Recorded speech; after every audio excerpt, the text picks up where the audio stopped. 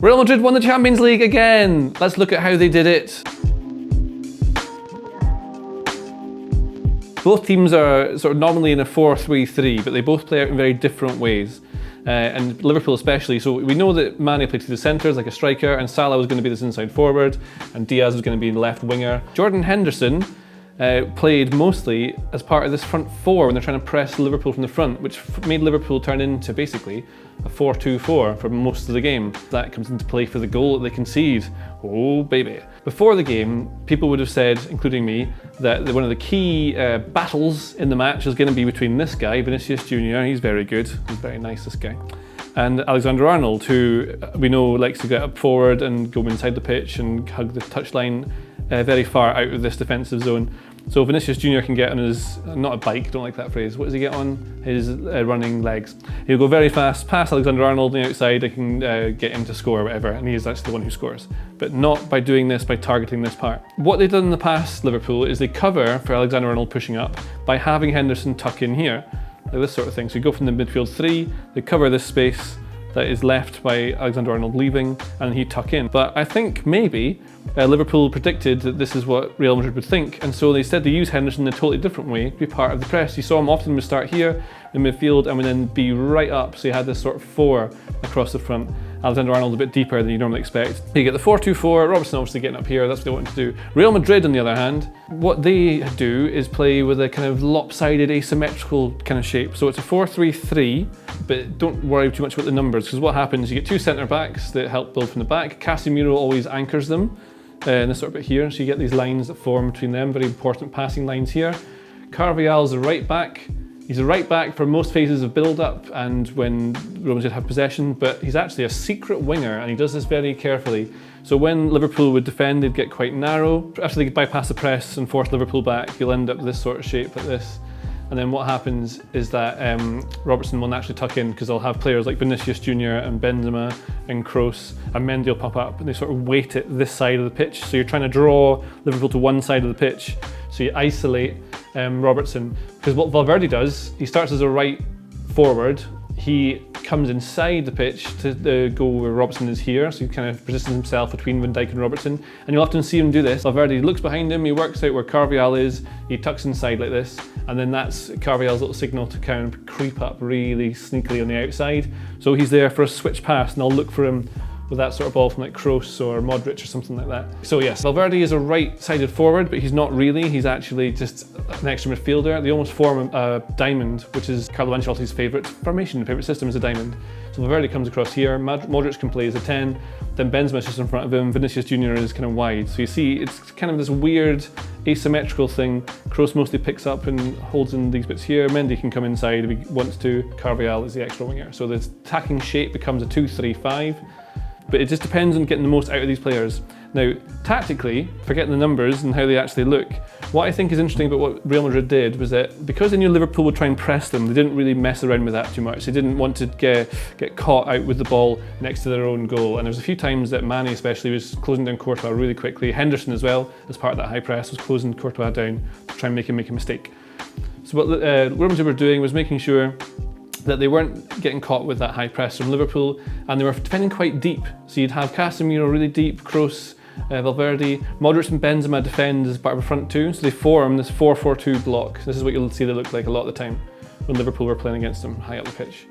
They didn't commit too many players forward because they're a bit worried of being hit on the counter-attack. Henderson again playing as more of a forward. Fabinho would be sort of a bit deeper here with the two centre-backs to protect against this. This is the block.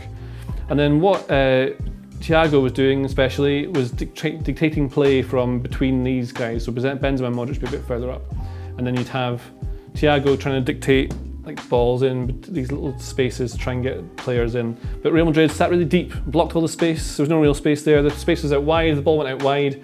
Valverde and Carvalhal would double up on the winger because the winger is Robertson, or if it's the other side, Vinicius Jr. and Mendy would double up on Alexander-Arnold. So there's just no real space. I thought it was pretty even, and Real Madrid were doing this on purpose. They're sort of drawing Liverpool out so they had space, because when Liverpool press with that front four, of course that's four players out of the game, which then leaves their back four looking like this with the two in the middle. So what you'd find is that they have the back four, the three across here, the Casemiro, Carvalhal, and Mendy 3. And then Modric would actually come out wide, Kroos would come out wide, Valverde might be wide as well, Vinicius Jr. might be wide as well. So all the space in the middle here, there's no one really here, but they're not trying to play here. They're trying to get the ball out from one of these. Say these guys are passing the ball and the press comes in, no point trying to play through it, so they just kick it, and then they get long, they've got guys doubled up, because Alexander-Arnold can't deal with 3 people on this side. Thiago comes over here, Fabinho goes over there, then you've got Benzema free, you can collect and lay it off, and then they get back into their shape and can attack that way. Now this all kind of makes sense when we look at the goal that Liverpool concede. So the goal comes from a throw-in. You could call it maybe a set piece. There's a lot of passes that lead up to it, but it's all the things we just talked about are in play here. So the ball gets thrown out to the left here, all goes all the way back. Liverpool press hard with Salah, Mane and Diaz. They get right into this sort of bit here. Alaba does a little clever turn, which allows him to play the ball out to Carvajal now here. So Henderson, Salah, Mane, Diaz are kind of out of the game now. Kroos is out wide left. Modric is running out wide right, again to create the doubles, the 3s and the 2s out wide to outnumber what Liverpool have. So Carvajal's here. Thiago comes across to try and get to him. Carvajal uses his momentum to cut inside, very clever. Modric pulls out to this wide area here. Valverde sort of comes into this sort of bit here.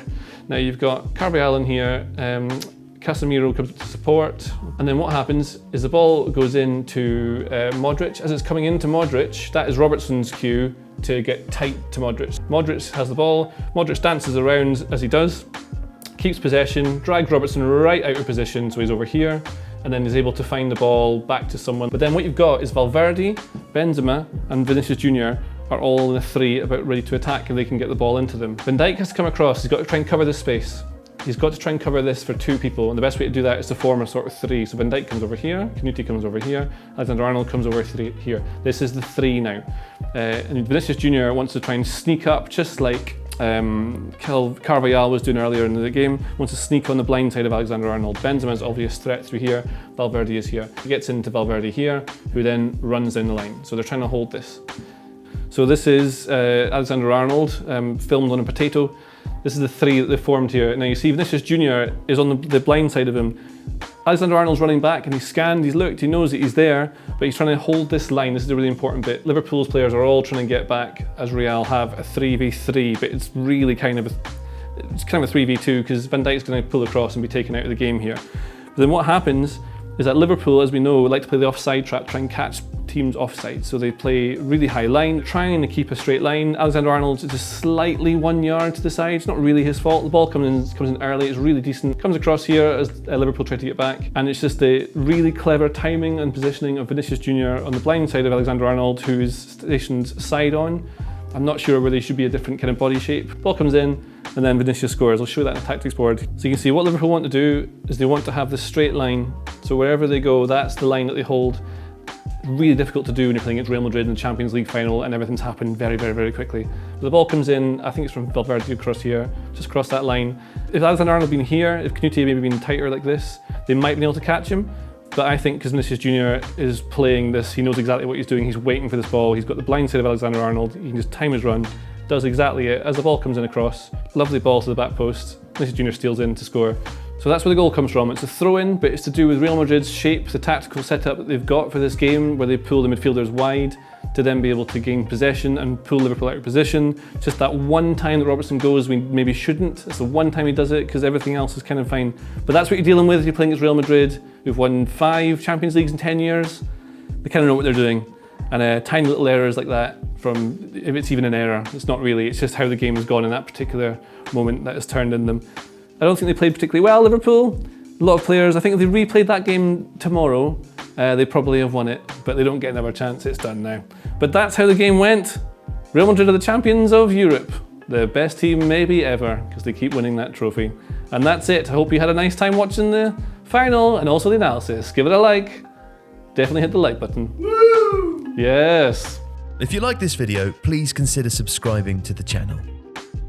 The Athletic brings you the best sports journalism in the world in a personalised experience, connecting you with the stories and teams that you care about the most. There's coverage of 13 sports, plus direct access to world-class journalists through live Q&As, discussions and podcasts. Not to mention, it's all ad-free. And you can try it now for free for 30 days by clicking the link in the description.